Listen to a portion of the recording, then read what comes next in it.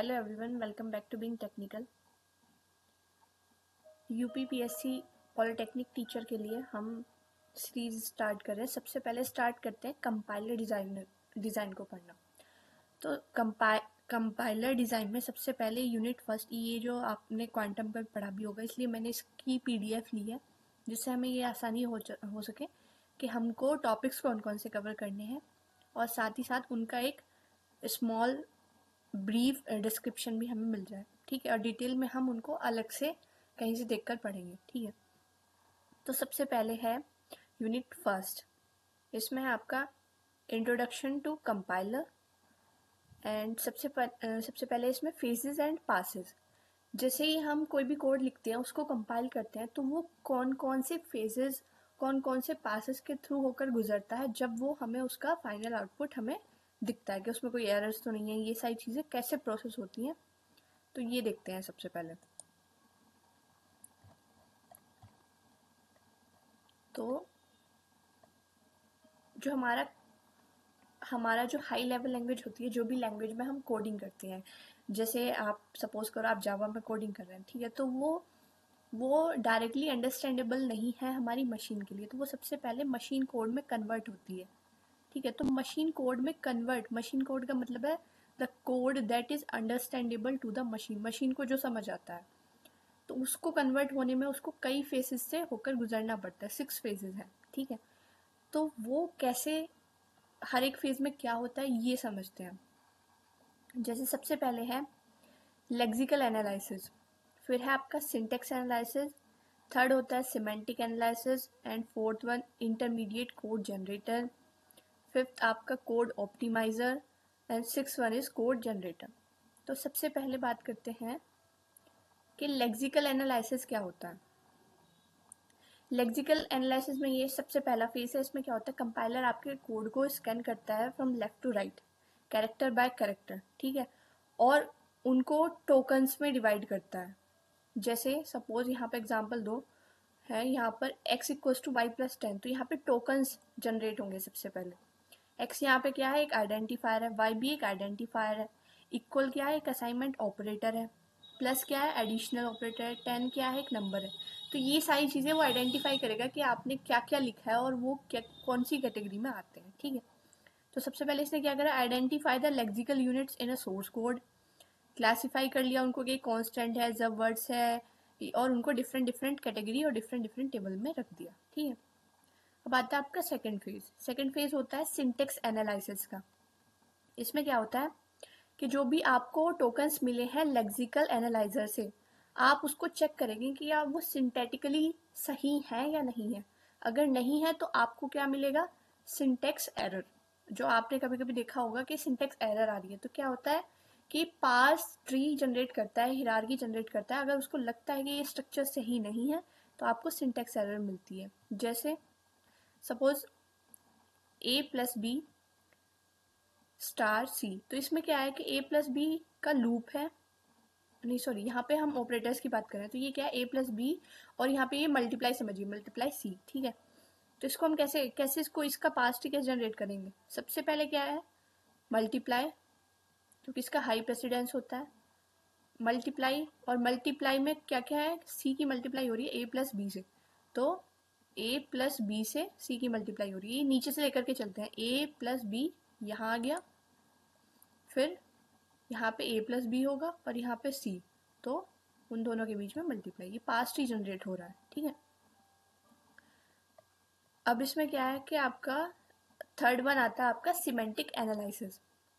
Semantic analysis में क्या होता है कि इस तरीके ये चेक करता है कि जो आपका कोड है वो मीनिंगफुल भी है या नहीं। Checks the semantic consistency of the code, कोई ऑपरेंट्स ऐसे तो नहीं है जो इनकम्पेटिबल है, इम्प्रॉपर आर्ग्यूमेंट्स तो नहीं है, अनडिक्लेयर्ड वेरिएबल्स तो नहीं है। ठीक है, तो ये आपको टाइप चेकिंग में हेल्प करता है, मिसमैच, केस मिसमैच ना हो रहा हो इसमें हेल्प करता है। जैसे इसमें क्या है कि आपका float x equals to 20.2, right, float y equals to x multiply 30, तो यहाँ पे in the above code the semantic analyzer will typecast the integer 30 to float 30.0 before multiplication. अब क्योंकि हम फ्लोट में कन्वर्ट कर रहे हैं, लेकिन जो 30 हमारा इंटीजर है तो फ्लोट में कन्वर्ट होगा इसीलिए, और जो हमारा x है वो भी हमारा फ्लोट है। तो जब हम फ्लोट और इंटीजर की मल्टीप्लाई कर रहे हैं तो वो पॉसिबल नहीं है। तो सबसे पहले ये क्या करता है, खुद ही से 30 को 30.0 कन्वर्ट करेगा फ्लोट में, और फिर आपका जो है वो फ्लोट को असाइन होगा। तो ये टाइप कास्टिंग खुद ही से ये कर रहा है। अगर मिसमैच है तो उसकी खुद ही से टाइप कास्टिंग, उसकी कंपैटिबिलिटी, अगर ये कंपैटिबिलिटी नहीं होती तो ये हमको एरर देता। ठीक है। फेज 4 है आपका इंटरमीडिएट कोड जनरेशन। जो भी आपको जो सोर्स जो भी आपको रिजल्ट मिलता है सिमेंटिक रिप्रेजेंटेशन से, उसमें क्या होता है, holds the value computed during the process of translation.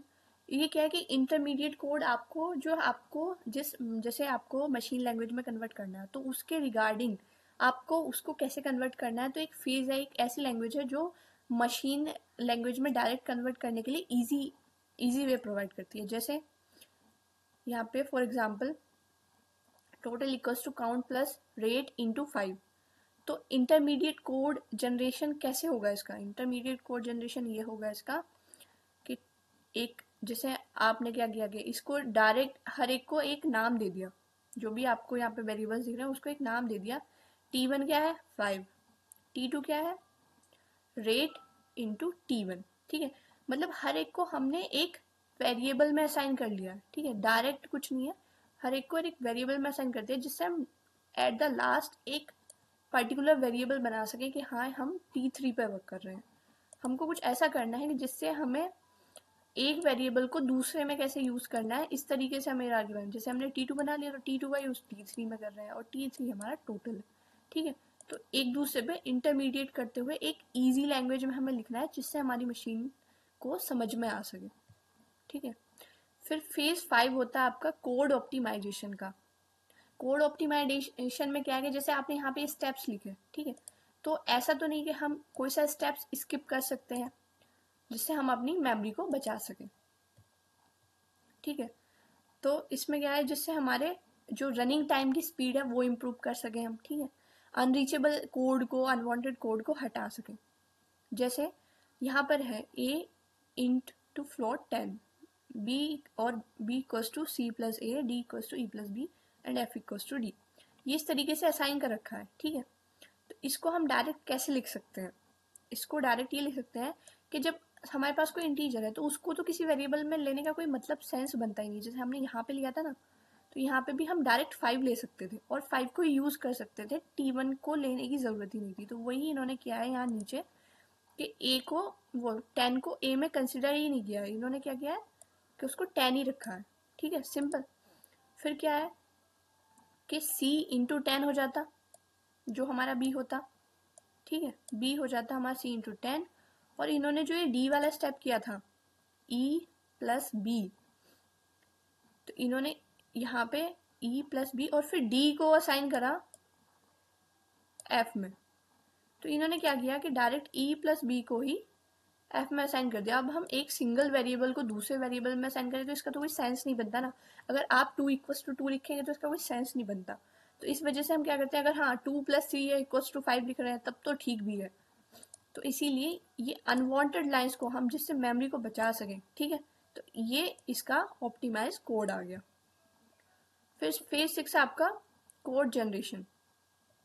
अब है आपका मशीन लैंग्वेज में कन्वर्ट करने का काम। ठीक है, तो इसमें क्या है, जैसे a equals to B plus 60, तो ये हमारा कंप्यूटर समझता नहीं। अब हमने ये तो जनरेट कर लिया, तो इसको हम कैसे लिखेंगे असेंबली लैंग्वेज में। उसमें कुछ कमांड्स होती हैं, जैसे मूव की, मल्टीप्लाई की, ऐड करने की कमांड होती है। तो यहाँ पे क्या है कि आपको जैसे ये रजिस्टर 1 में हमने a को मूव किया, रजिस्टर 2 में हमने 60 को मूव किया। ठीक है, फिर हमने उनको क्या करा है कि उनका एडिशन करा दिया और उसको f में रख लिया। ठीक है, तो इस तरीके से ये R1 R2 क्या है, रजिस्टर्स है। तो ये चीज़ें होती है। साइड बाय साइड क्या होता है हमारा, ये हमने सबसे पहले जो देखा था, यहाँ पे इन सबको हम कहाँ से ले रहे हैं कि a की वैल्यू क्या है, b की वैल्यू क्या है। ये सारी जो चीज़ें हैं ना, ये हमारे सिंबल टेबल में असाइन होती हैं। और एरर हैंडलर ये वर्क करता है कि इन फेजेस में कोई एरर तो नहीं आ रही, वो वाली चेकिंग करता है। अगर आ रही है तो वो उसको हमें दिख जाती है, जस्ट सिंटेक्स एरर हमें दिख जाती है, ठीक है। सो ये अब हमारा फर्स्ट टॉपिक था, ऐसे ही हम कंटिन्यू करते जाएंगे सीरीज़ को। Thank you, thanks for watching.